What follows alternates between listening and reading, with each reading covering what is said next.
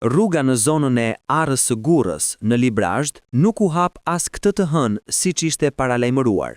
Autoriteti rrugor shqiptar njoftoi se segmenti ka pësuar dëmtime dhe fundosje, ndërsa edhe rruga provizore është prekur nga rrëshqitjet e dherave. Për pasojë, aksi mbetet i pakalueshëm. Situata ka krijuar probleme edhe në rrjetin energjetik. OST bëri me dije se rrezikohet një shtyllë e linjës 110 kV dhe për këtë arsye do të ndërhyet për demontimin e saj. Gjatë punimeve do të ketë ndërprerje të energjisë në disa zona të Librazhdit. Nga terreni, drejtori i ARSH-s, Ami Kozeli, tha se rreshjet e shumta dhe erozioni i lumit kanë ndikuar në destabilizimin e zonës.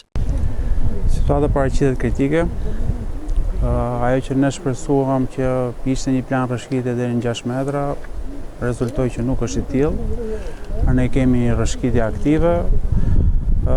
Masat paraprake të marra për krijimin e bypassit dhe të asaj unazës sekondare nuk rezultuan efektive, kështu që aksi do të vijë të mbetet i mbyllur. Ne shpresojmë duke u bazuar në analizat paraprake që patëm, nuk ishte thjesht parashikim, por ne kishim një analizë paraprake të bazuar në 3 sondimet që u kryejnë, në 3 sondat, që tregonte që plani rrëshqitjes mund të ishte, por ne nuk kishim një raport final. Unë atë e thash edhe dje që ne jemi në pritje të raportit final nga Shërbimi Gjeologjik Shqiptar dhe ajo do ishte baza që ne do të veprojmë. Ne po diskutojmë që do të bëjmë një rrugë alternative, pra po shikojmë të 2 alternativa, qoftë ajo ekzistuese e Spathares, që është edhe përdorur deri diku nga mjetet, nga autoveturat.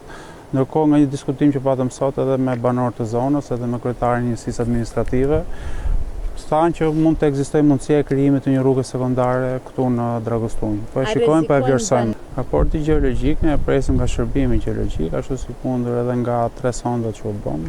Unë nuk kam inxhinier që të them sa vonon, kështu që nuk kam një koment për këtë gjë. Nga diskutimet në zonën e banesave nuk ka një plan rrëshqitje, por megjithatë po mbahet në monitorim. Jo shikoni që ka një gatishmëri totale nga të gjithë institucionet, unë jam bashkë këtu edhe me drejtorin e Ekurudhës, gjithë inxhinierët, supervizori, kontraktori, pra ka një gatishmëri totale nga të gjithë. Ju keni qenë vetë prezent, ne jemi 48 orë, u bën një punë kolosale që fatkeqësisht po na bie poshtë, nuk po na rezulton efektive për zgjedhjen që ne donim të jepnim trafikut. Punimet për stabilizimin e terrenit vijojnë, ndërsa hapja e rrugës do të varet nga eculia e ndërhyrjeve dhe kushtet atmosferike.